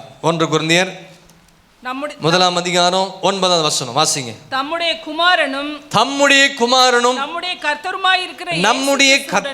கர்த்தருமாய் இருக்கிற இயேசு கிறிஸ்துவுடனே ஐக்கியமாய் இருப்பதற்கு, யாரோடு கூட ஐக்கியமாய் இருப்பதற்கு? இயேசு கிறிஸ்துவுடனே ஐக்கியமாய் இருப்பதற்கு உங்களை அழைத்த தேவன் உண்மை உள்ளவர். ஹல்லேலூயா. 5வதாக, பிதா மாத்திரமல்ல, இயேசுவும் கூட நம்மை அழைக்கிறார். எதற்காக? அவரோடு கூட ஐக்கியமா இருக்கணுங்க. அவரோடு கூட ஐக்கியமா இருக்கணும். அவரோடு கூட ஐக்கியமா இருந்தீங்கன்னா நீங்க குடும்பத்தில் ஐக்கியமா இருப்பீங்க. அவரோடு கூட ஐக்கியம் இல்லாதனால தான் குடும்பத்திலையும் அப்படி எல்லாம் பிரிஞ்சு கிடக்குது. பிள்ளைகள் பெற்றோருக்கு பிரிஞ்சிருக்கிறாங்க, பெற்றோர்கள் பிள்ளை இடத்துல பிரிஞ்சிருக்கிறாங்க, மனைவி பிரிஞ்சிருக்கிறாங்க, புருஷன் பிரிஞ்சிருக்கிறான். இதெல்லாம் என்ன காரணம் தெரியுங்களா? நீ ஆண்டவரோடு கூட இல்லை. நீ ஆண்டவர் கூட சரியான ஒரு ஐக்கியத்தில் இந்த வருஷத்தில் இல்லை. சரியான ஐக்கியத்தில் நீங்கள் இருப்பீர் என்று சொன்னால் உங்கள் வாழ்க்கையில் சமாதானம் இருந்திருக்கும், சந்தோஷம் இருந்திருக்கும், நிம்மதி இருந்திருக்கும், ஆறுதல். ஆனால் இங்கே சொல்கிறாரு, நாம் இயேசுவோடு ஐக்கியமாக இருக்க கர்த்தர் உங்களை அழைக்கிறார். இந்த வருஷத்தின் கடைசியில் நீங்கள் யாரோட கூட ஐக்கியமாக இருக்கணும்? இயேசுவோடு கூட ஐக்கியமாக இருக்கும். ஃப்ரெண்ட்ஸ் முக்கியம்தான். ஃப்ரெண்ட்ஸ்லாம் தூக்கி குப்பையில் போடணும். ஃப்ரெண்ட்ஸ்லாம் தூக்கி எங்கே போடணும்? ஆமாம், இந்த ஜெரோலின் கரெக்டாக சொல்ல. ஃப்ரெண்ட்ஸ்லாம் தூக்கி எங்கே போடணும்? இன்றைக்கி எனக்கெல்லாம் ஏகப்பட்ட ஃப்ரெண்ட்ஸ் இருந்துச்சு. ஏன் இப்போ எனக்கு இல்லைன்னா அவங்களுக்கு ஏற்றபடி நான் இல்லாதனால தான் எல்லாரும் என்னை விட்டு பிரிஞ்சு போயிட்டாங்க. அல்லேலூயா. ஆனாலும் என்னை வந்து நேசிப்பாங்க, இப்பயும் பேசுவாங்க. எங்கே போனாலும் சிலர்லாம் பார்த்தா என் கிளாஸ் தான் பிரதர் வாங்க அப்படின்றாங்க, அவ்வளோ மரியாதை கொடுக்குறாங்க. ஆனால் அவனுக்கு தெரியும், அவனுக்குலாம் தெரியும் இவன் வந்து நம்மக்கிட்ட இருக்க மாட்டான். ஆனாலும் என்கிட்ட பேசுவாங்க, என்கிட்ட பழகுவாங்க. ஆனாலும் சில நேரத்தில் அவங்ககிட்ட சொல்லுவேன், எல்லாம் தெரியும். ஆனால் வர்றதுக்கு கொஞ்சம் தாமதம். ஃப்ரெண்ட்ஸ் எல்லாம் கூடவே இருக்கவே கூடாது. நிறைய பேர் ஃப்ரெண்ட்ஸு சொல்லி எல்லாம் சுற்றிட்டு இருக்கிறீங்க. அதெல்லாம் ஒரு நாள் அத்துட்டு ஓடி போயிடும். ஃப்ரெண்ட்ஸை காட்டிலும் ஆண்டுடைய ஐக்கியம் தான் நமக்கு ரொம்ப ரொம்ப முக்கியம். அல்லேலூயா. ஃப்ரெண்ட்ஸு படத்துக்கு கூப்பிட்றான், தண்ணி அடிக்க கூப்பிட்றான்லாம் உடனே ஓடுற சில வாலிப பசங்களும் இருக்கிறாங்க, வாலிப பிள்ளைகள் இருக்கிறாங்க. பசங்களெல்லாம் பார்த்துருக்குறேன், தேட்டர் போகிற பயிர்களையும் பார்த்துருக்குறேன். இங்கே வந்து சர்ச்சுக்கு வந்து வாய் கொப்பளிச்சுட்டு போகிறது எல்லா ஆட்களையும் நான் பார்த்துருக்குறேன் சபையில். நம்ம விசுவாச பிள்ளைகள் தான் சொல்கிறேன். இது பெற்றோர் தான் காரணம். சிறு வயதுலேருந்தே பிள்ளைகளை அடித்து வளர்க்காதனால தான் இந்த லெவலுக்கு போயிருக்குது. அப்போ ஆண்டவரோடு கூட ஒரு குடும்பமும் ஐக்கியம் இல்லைன்னா, பிள்ளைகளையும் குடும்பத்தில் ஐக்கியம் ஆண்டோடு ஐக்கியம் இல்லாத ஒரு வாழ்க்கையை அவளை வளர்க்காமல் இருந்தீங்கன்னா அந்த குடும்பத்தில் ஆமாம் வேறு அன்பு வரும், வேறு விதமான காரியங்கள் நடக்கும், வேறு விதமான சமாதான கேடுகள் வரும். ஆகவே ஃபெல்லோஷிப் தான் ரொம்ப முக்கியம். இந்த வருஷத்தில் நீங்கள் உங்கள் மனதில் கேளுங்க, ஆண்டவர்கிட்ட நான் எப்படி ஐக்கியமாக இருந்தேன்? சபையின் ஐக்கியம் எப்படி இருந்துச்சு? ஊழியக்காரர்களோடு கூட ஐக்கியம் எப்படி இருந்துச்சு? பாஸ்டர் எதையாச்சும் செய்யணும்னா பாஸ்டரை வந்து பிடிச்சிக்கிறது, அவரும் பாவம் எல்லாம் செஞ்சிருவார். ஆனால் நீங்கள் சபைக்கு வராத ஆட்கள், நானாக இருந்தேன்னா சபைக்கு ஒழுங்காக வந்தால் தான் அங்கே வந்து எதையாச்சும் நடத்துவேன், இல்லாட்டி நடத்த மாட்டேன். வராமேன்னு சொல்லுங்கள். ஆமாம், நீங்கள் கூப்பிட்ட நேரத்துக்குலாம் எங்களால் வர முடியாது. சபைக்கு ரெகுலராக வந்து தேவ சமூகத்தில் உட்கார்ந்து கர்த்தருடைய பந்தியில் ரெகுலராக வரவங்களுக்கு தான் அவங்களுக்கு தான் வர முடியும். ஒரு ஜெபத்துக்கும் சபைக்கும் வராமல் மற்ற காரியத்துக்குலாம் என்ன செய்வாங்க? கூப்பிடுறாங்க. அப்படிலாம் இருக்கக்கூடாது. இன்றைக்கு இதை மாறணும். உங்கள் ஐக்கியம் சரியாக குடும்பத்தில் இருக்கணும், ஊழியர்கள் இருக்கணும், சபைக்குள்ளே சகோதரிகள் நல்ல ஒரு ஐக்கியம் இருக்கணும். பிரதர்ஸ் ஃபெலோஷிப் ரொம்ப முக்கியம். வாலிபத்தில் சரியான ஒரு ஐக்கியம் இருக்கணும். அதற்காக தான் கர்த்தர் நம்மை அழைத்திருக்கிறார். அல்லேலூயா. யாரோடு கூட ஐக்கியம் இருக்கக்கூடாது தெரியுங்களா? வாசிங்க எபேசியர் 5:7 வாசிங்க. எபேசியர் நேரம் ஆனாலும் பரவாயில்ல, 5:7 வாசிங்க, சீக்கிரம் வாசிங்க. அவர்களுக்கு பங்காளிகள் ஆகாதிருங்கள். யாருக்கு பங்காளிகளாக இருக்கக்கூடாது? நிறைய லிஸ்ட் வைக்கிறார் ஆண்டவர். மேலே இருக்கிற வசனங்கள் நீங்கள் பார்த்தீங்கன்னா அவர்களுக்கு நீங்கள் பங்காளிகளாக இராதீங்க. அப்படி சொன்னால் தான் நிறைய விசுவாசிகள் அங்கே போய் சேர்றது, அங்கே போய் சுற்றுறது, அங்கே போய் இருக்கிறது, அங்கே போய் தங்குறது. இருங்க, தப்பு இல்லை. ஆனால் அவர்களை போல நீங்கள் என்ன செஞ்சிடக்கூடாது? மாறிடக்கூடாது. அதான் ரொம்ப ரொம்ப முக்கியம். அவர்களுக்கு நீ என்ன செய்யாத? வாசிங்க 4ஆம் வசனத்துலேருந்து. அப்படியே வம்பு பண்றவங்க, புத்தீனமா பேசுறது, பரியாசம் பண்றவங்க, ஸ்தோத்திரம் செய்தலே தகுதும், விபச்சாரக்காரனாவது, அசுத்தனாவது, விக்கிரக ஆராதனைக்காவது, தேவனுடைய ராஜ்யமாகிய கிறிஸ்துவின் ராஜ்யத்திலே சுதந்திரம் அடைவதில்லை என்று அறிந்திருக்கிறீர்களே. இப்படிப்பட்ட நிமித்தமாக கீழ்ப்படியாமையின் பிள்ளைகள் மேல் தேவ கோபாக்கினை வருவதால் ஒருவனும் உங்களை வீண் வார்த்தைகளினாலே மோசம் போகாதபடிக்கு எச்சரிக்கையா இருங்கள். ஒரு லிஸ்டே சொல்றாரு. அவர்களுக்கு நீங்கள் பங்காளிகளா இராதிருங்கள். அல்லேலூயா. மேல ஒரு லிஸ்டே கொடுத்துறாரு. இவங்களுக்கு நீங்க ஐக்கியமா இருக்காதீங்க. பொருளாசக்காரன், விக்கிரகாரனைக்காரன், விபச்சாரக்காரன், அசுத்தன், வம்பு பண்றவங்க, புத்தீனமா பேசுறது, பரியாசம் பண்றது, இதெல்லாம் இருக்கக்கூடாதுன்னு சொல்றாரு. இதுக்கு கீழ்ப்படினா தேவ கோபம் அவர்கள் என்ன செய்யுமா? கீழ்ப்படியாமின் பிள்ளைகள் மேல் தேவ கோபாக்கினை. ஆகவே எச்சரிக்கையா இருங்க. யாரோடு கூட ஐக்கியமா இருக்கணும்னு, யாரோடு கூட சேர்ந்து இருக்கணும்னு உணர்ந்து வசனத்துக்கு ஏற்றபடி உங்க ஐக்கியத்தை காத்து கொள்ளுங்கள். கர்த்தர் உங்களை என்னையும் ஆண்டவரோடு கூட ஐக்கியமா இருப்பதுக்காக தான் கர்த்தரை அழைத்திருக்கிறார். அல்லேலூயா. பந்தம் பாசம் வைத்துக் கொள்ளக்கூடாதுன்னு ஒரு லிஸ்டே ஆண்டவர் சொல்லிட்டார். 5ஆம் வசனத்துல அநேக காரியங்கள் வாசித்து பார்த்துட்டோம். 6ஆம் வசனம் சொல்லப்பட்டிருக்கு. அப்ப அவருடைய சமூகத்துல, ஜெபத்துல, வேத வாசிப்புல, துதி ஆராதனை, சபையில அதிகமாய் நேரம் செலவு செய்யணும். அதுதான் ஐக்கியம். ஆமென். அப்ப சில நபரோடு கூட கர்த்தர் சேரக்கூடாதுன்னு கர்த்தர் சொல்றார். நம்ம அழைத்து நோக்கம் என்ன தெரியுங்களா? அவரோடு கூட ஐக்கியமாய். இதுதான் பவுலும் சொல்றாரு இல்லையா? 2 கொரிந்தியர்ல பாருங்க. 2 கொரிந்தியர் 6ஆம் அதிகாரம் 14-15 வசனத்துல என்ன சொல்லப்பட்டிருக்கு? அந்நிய நுகத்திலே அவிசுவாசிகளுடன் அவிசுவாசுடன் பிணைக்கப்படாதிருப்பீர்களாக. நீதிக்கும் அநீதிக்கும் சம்பந்தம் ஏது? ஒளிக்கும் இருளுக்கும் ஐக்கியம் ஏது? கிறிஸ்துவுக்கும் பேலியாளுக்கும் இசைவேது? அவிசுவாசியோடு விசுவாசிக்கு அங்க என்ன பங்கு? அங்க என்ன உங்களுக்கு வேலை? அங்க இருக்கிறதுனால தான் அங்க பிரச்சனை. உங்க வாழ்க்கையில கிறிஸ்துவோடு கூட ஐக்கியமா இருப்பதுக்காக தான் கர்த்தர் உங்களை அழைத்திருக்கிறார். அந்த அழைப்புல உண்மையாருங்க, கர்த்தர் நம்மை ஆஸ்வதிக்க வல்லவராக இருக்கிறார். 1 பேதுரு 2 அதிகாரம் 20-21 வாசிங்க. 1 பேதுரு 2 அதிகாரம் 20 வசனத்தையும் 21 வசனத்தையும். நீங்கள் குற்றம் செய்து அடிக்கப்படும் பொழுது பொறுமையோடு சகித்தால் அதனால் என்ன கீர்த்தி உண்டு? நீங்கள் நன்மை செய்து பாடுபடும் போது பொறுமையோடு சகித்தால் அதுவே தேவனுக்கு முன்பாக பிரீதியா இருக்கும். இதற்காக நீங்கள் அழைக்கப்பட்டும் இருக்கிறீர்கள். எதற்காக கர்த்தர் நம்மை அழைத்திருக்கிறார்? நன்மை செய்து பாடுபடவே கர்த்தர் நம்மை அழைத்திருக்கிறார். அல்லேலூயா, அல்லேலூயா. இதற்காகவே நீங்கள் அழைக்கப்பட்டும் இருக்கிறீர்கள், ஏனெனில் கிறிஸ்துவும் உங்களுக்காக பாடுபட்டு. அப்ப நாம் என்ன செய்யணும்? பாடுபட வேண்டிய அவசியம். கிறிஸ்துவ வாழ்க்கையில வந்துட்டா பாடு வரும், கஷ்டம் வரும், துன்பம் வரும், வேதனை வரும், கண்ணீர் வரும், எல்லாம் வரும். இதன் வழியாக நீ கடந்து செல்ல வேண்டும் என்று தான் கர்த்தர் உங்களை என்ன செஞ்சிருக்கிறாரு? அழைத்திருக்கிறார். அல்லேலூயா. எப்படியா? பொறுமையோடு சகித்தால் அதனால் என்ன கீர்த்தி உண்டு? நீங்கள் நன்மை செய்து பாடுபடும் பொழுது பொறுமையோடு சகித்தால் அதுவே தேவனுக்கு முன்பாக பிரீதியா இருக்கும். ஆமென். இயேசு கிறிஸ்து நம்மை எதற்காக அழைக்கிறார் என்றால் நன்மை செய்து பாடுபட கர்த்தர் அழைக்கிறார். கிறிஸ்துவ ஜீவியத்தில் நாம் என்ன செய்யணும்? நன்மை செய்து பாடு அனுபவிக்க வேணும். இயேசுக்குள்ள வந்துட்டா பிரச்சனை வராதில்லை, அப்பதான் பிரச்சனையே தொடங்கும். ஞானஸ்தானம் எப்போ எடுத்து முடிச்சு வெளியே வரீங்களோ, தண்ணீர் தொட்டிலிருந்து வெளியே வந்து ஃபோட்டோலாம் எடுத்து முடிச்சோன்னா அடுத்த நாள் பிரச்சனைலாம் என்ன செஞ்சிடும்? ஸ்டார்ட் ஆயிரும். பயங்கரமான பிரச்சனைலாம் ஸ்டார்ட் ஆகும். அவன் சண்டை போட வருவான், இவன் கெட்டத்தை பேச வைப்பான், அதை பிசாசு நமக்கு கண்கள் முன்பாக சில காரணங்கள் கொண்டு வைப்பான், எல்லாமே நடக்கும். நம்முடைய வாழ்க்கையில் கிறிஸ்துவ இதெல்லாம் நம்ம தாண்டி செல்லணும். அதுக்காக சர்வாயுத வர்க்கங்களை தரித்து கொண்டு நம்ம இருக்கணும். அல்லேலூயா. இயேசு நிமித்தம் உங்களை என்ன செய்வாங்க?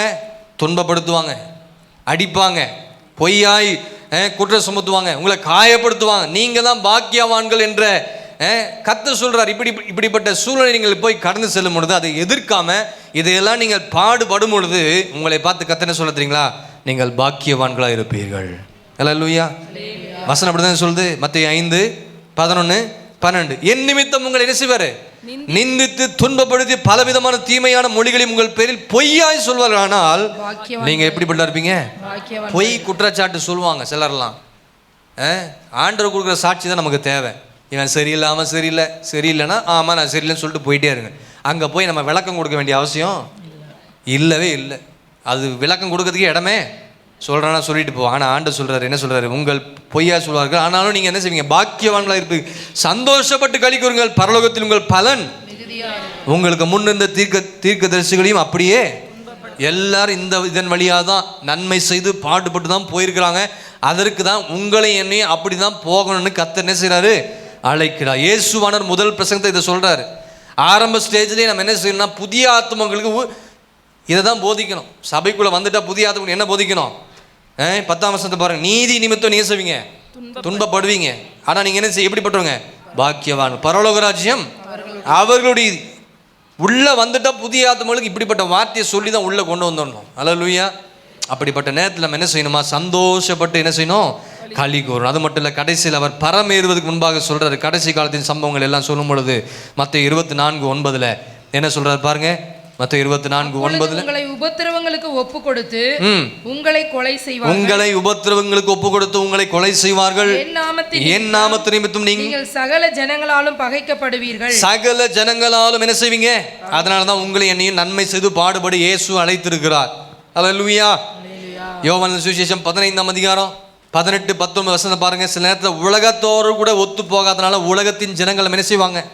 பகைப்பார்கள் சொல்லப்பட்டிருக்கிறது. உலகம் உங்களை பகைத்தால் அது உங்களை பகைக்கிறதுக்கு முன்னே என்னை பகைத்தது என்று அறியுங்கள். போதும். நீங்க அந்த வசனத்துல வாசித்து பார்த்துக்கொள்ளுங்க. அப்ப சொந்தக்காரர்களா இருக்கலாம், நண்பராக இருக்கலாம், கூட வேலை செய்ய இருக்கலாம். அதனால நம்ம என்ன செஞ்சு கூடாது? பகைக்கிறதுனால சோர்ந்து போயிடக்கூடாது. இதற்காக தான் கர்த்தர் நம்ம என்ன செஞ்சிருக்கிறாரு? அழைத்திருக்கிறார்.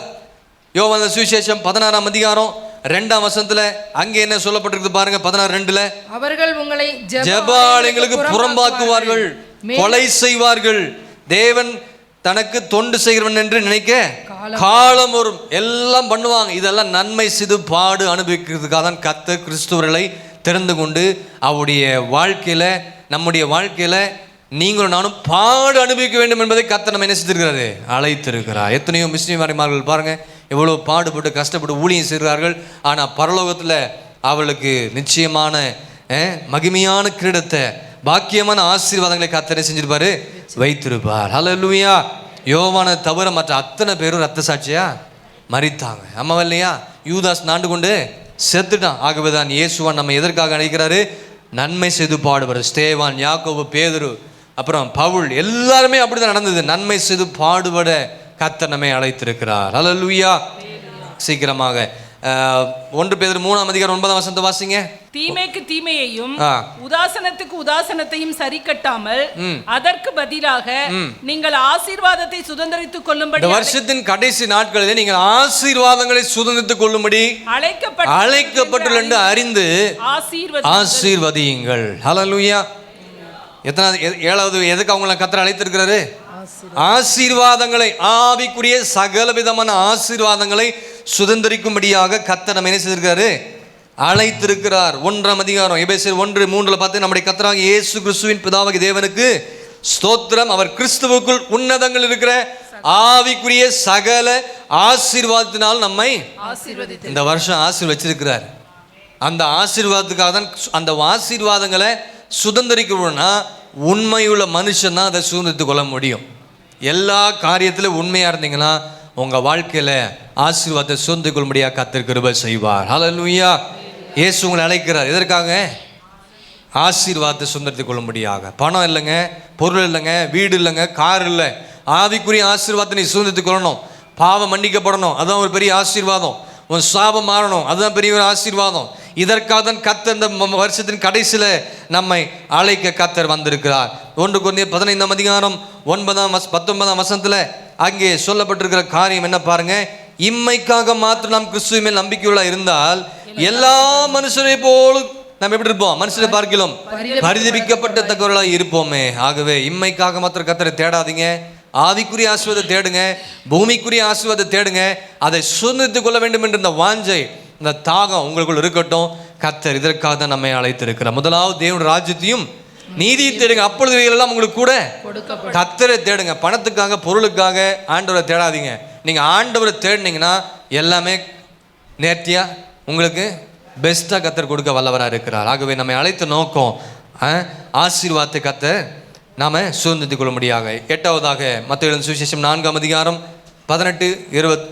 மத்தேயு எழுதின சுவிசேஷம் 4ஆம் அதிகாரம். கலிலேயா கடலோரமாய் நடந்து போகையில் மீன் பிடிக்கிறவளாய் இருந்த 2 சகோதரராகிய பேதுரு என்னப்பட்ட சீமோனும் அவன் சகோதரன் அந்திரேயாவும் கடலில் வலை போட்டுக் கொண்டிருக்கிற போது அவர்களை கண்டு, என் பின்னே வாருங்கள், உங்களை மனுஷரை பிடிக்கிறவர்களாக்குவேன் என்றார். போதுங்க. 8வதாக ஆண்டவர் எதுக்காக அழைக்கிறாரு? சீஷர்களை ஊழியம் செய்யும்படியாக கர்த்தர் அழைக்கிறார். இந்த வருஷத்தின் கடைசியில் உங்களை எல்லாரும் எதுக்காக கர்த்தர் அழைக்கிறாரு?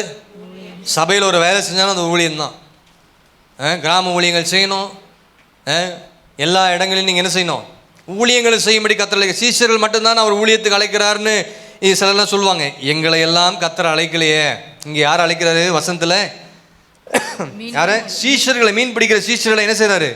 என் பின்னே வாருங்கள், உங்களை. அவங்க எல்லாம் உடனே கீழ்ப்படிந்து வலைகளை விட்டு அவருக்கு பின் சென்றார்கள். ஹல்லேலூயா. இயேசுவானவரை ஏற்றுக்கொண்ட அத்தனை பேரும் ஊழியம் செய்யும்படி கர்த்தர் வாஞ்சிக்கிறார்.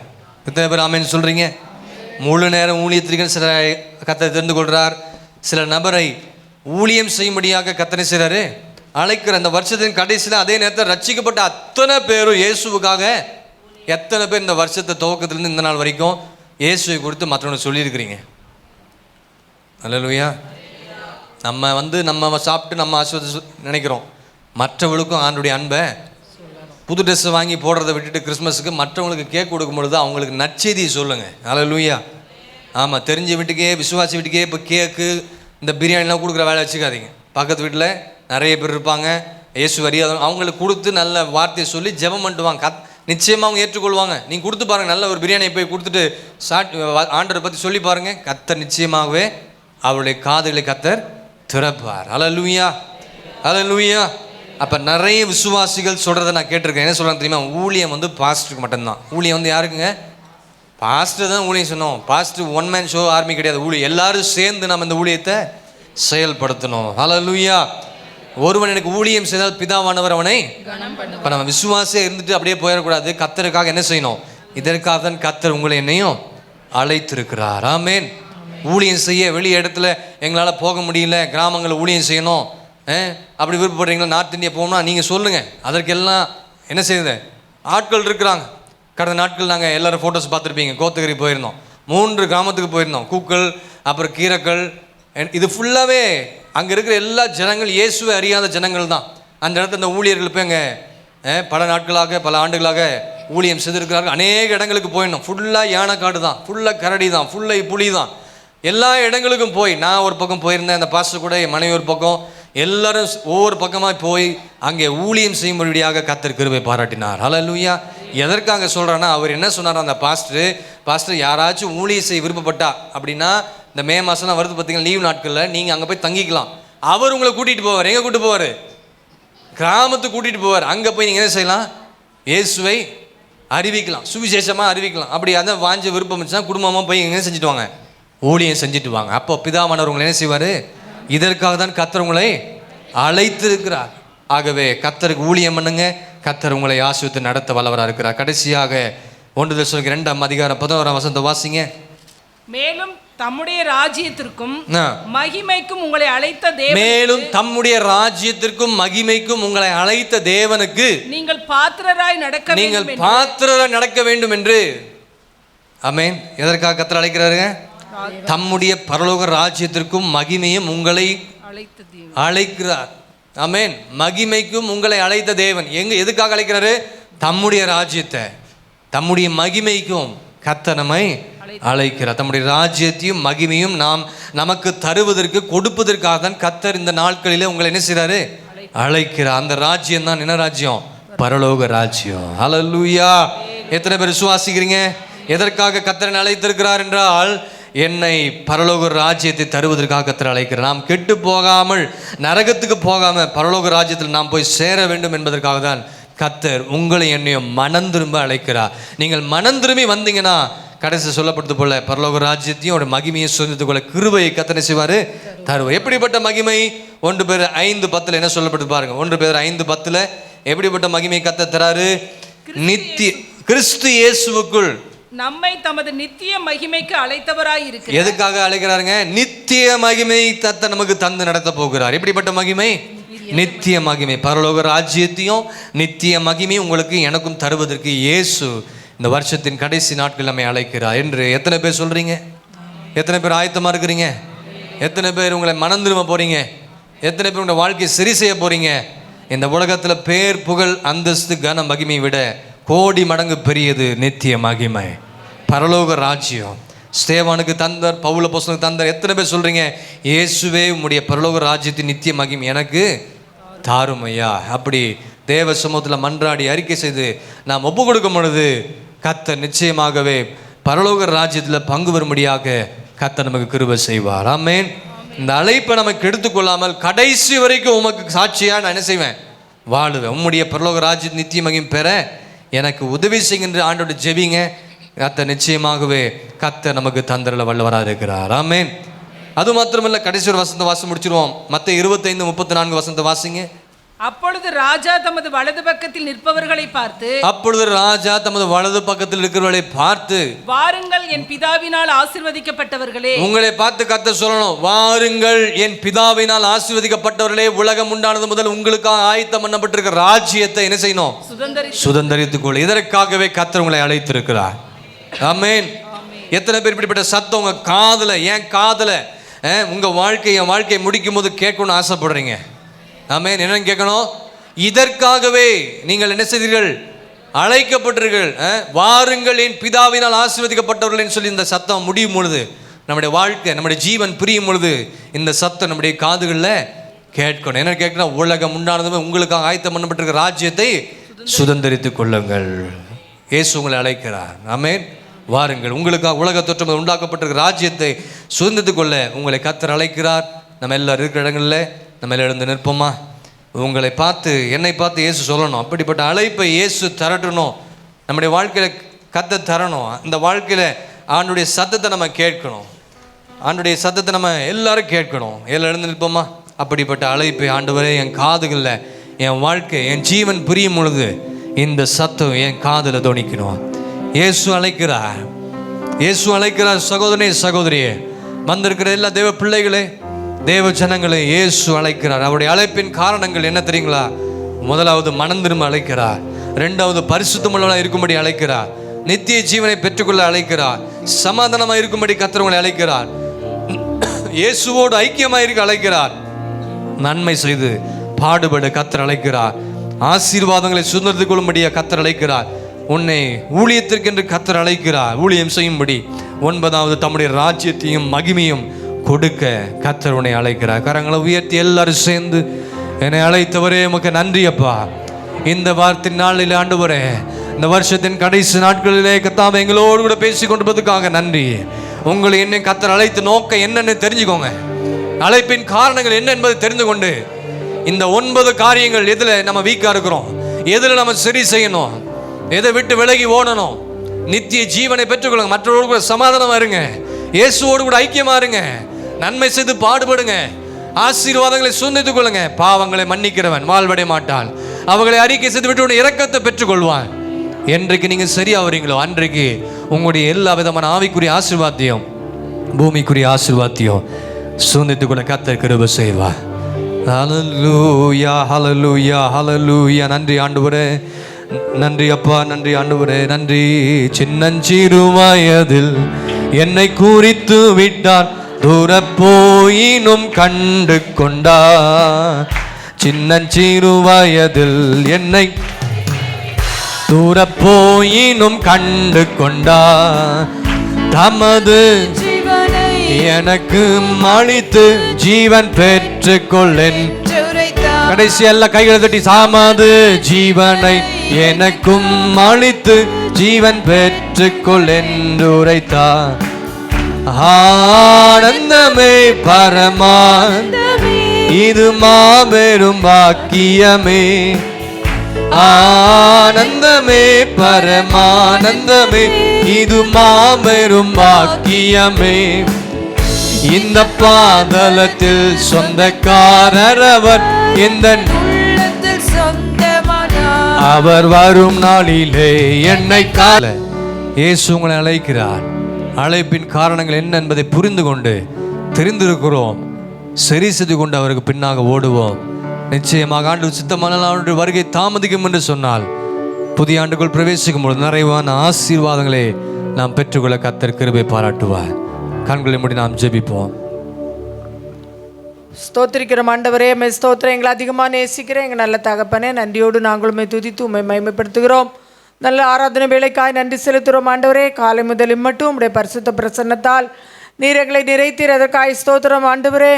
வான சேனையோடு எங்கள் மத்தியில் இறங்கி வந்தீர், எங்களோடு நீர் பேசி கொண்டிருந்தீர். உடைய வார்த்தைகள் எங்களோடு பேசி கொண்டிருந்தபடினால் நம்ம ஸ்தோத்திரிக்கிறோம் ஆண்டவரே. உடைய சத்தத்தை கேட்டு உடைய சித்தத்தை செய்ய கர்த்தர் எங்களுக்கு கிருபை தந்திருக்கிறபடினால் நம்ம துதிக்கிறோம் ஆண்டவர். விசேஷமாக இந்த நாளிலும் இயேசு அழைக்கிறார் ஆண்டவர். எத்தனையோ காரியங்கள் ஆண்டவர், உலகத்தில் இருந்த நாட்களிலே சீஷர்களை அழைத்த தேவன் இன்று எங்களையும் ஒவ்வொருவரையும் நீர் அழைத்து கொண்டே இருக்கிறபடினால் நம்ம ஸ்தோத்திரிக்கிறோம் ஆண்டவரே. உங்களுடைய அழைப்பின் சத்தத்தை கேட்டு ஆண்டவரே, அழைப்புக்கு ஏற்க இணங்கி ஒவ்வொருவரும் தங்களை கர்த்தருக்கென்று ஒப்பு கொடுத்து ஆண்டவரே உங்களுடைய அழைப்பையும் தெரிந்து கொள்ளல ஆண்டவரே, புரிந்து கொண்டு அதை நிறைவேற்ற நீர் வரும் வரைக்கும் இந்த பூமியில் ஆண்டவரே எப்போ வருவீர் என்று நாங்கள் எதிர்பார்த்து கொண்டிருக்கும் போதே ஆண்டவரே உங்களுடைய அழைப்பை கத்தாவே நாங்கள் அழைத்த அழைப்பில் நிலைத்திருக்க நிலை நிற்க தேவரீர் எங்களுக்கு கிருபை பாராட்டி 9 காரியங்களை குறித்து எங்களோடு பேசினீர். அந்த 9 காரிய அழைப்பையும் ஆண்டவரே சீசர்களுக்கு அந்த நாளிலே ஒவ்வொன்றையும் நீர் விவரித்து அவர்களுக்கு சொன்னபடியே அந்த பூமியிலே அவர்கள் கத்தாவே எல்லா அழைப்பிலும் உண்மையும் உத்தமாக இருந்தார்கள். அதே போல நாங்கள் நீர் எங்களை அழைத்த அழைப்பிலே உண்மையாக உத்தமமாக இருந்து கத்தாவே உடைய சித்தத்தை நிறைவேற்ற உதவி செய்யும். சபையாக இருக்க வேண்டிய விசேஷ கிருபை கூட ஒவ்வொருவரும் ஆண்டவரே வசனத்தை நாங்கள் கேட்டோம், அதன்படி நடக்கிறவர்களாய் மாற்றும் ஆண்டவரே. எங்களை அதுக்கென்று கர்த்தாவே எங்களை ஒப்புக் கொடுக்க, கேட்டவைகளை விட்டு விடாதபடி ஆண்டவரே அதுக்கேற்றபடி நாங்கள் நடக்க கர்த்தர் எங்களுக்கு கிருபை செய்யும்படியாக ஜெபிக்கிறோம். வந்த யாவரையும் நீர் ஆசீர்வதியும். வியாதியோடு, பிரச்சனையோடு, பலவிதமான போராட்டத்தோடு, கண்ணீரோடு, கவலையோடு யாராவது தேவ சமூகத்தில் வந்திருப்பார்களானால் அவர்களையும் பலப்படுத்தி அனுப்ப வேண்டிய கிருபையை தாரும். வரும் நாட்களில் நடக்கிற எல்லா ஜெபங்களையும் கர்த்தர் பொறுப்படும். இயேசுவின் நாமத்தில் கேட்கிறோம் பிதாவே, ஆமென்.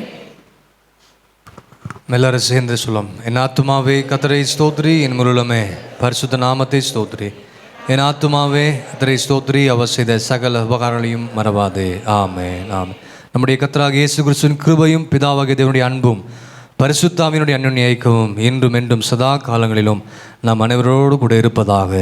ஆமென். ஹல்லேலூயா, ஹல்லேலூயா, ஹல்லேலூயா. கர்த்தர் உங்களை ஆசீர்வதிப்பாராக. 25ஆம் தேதி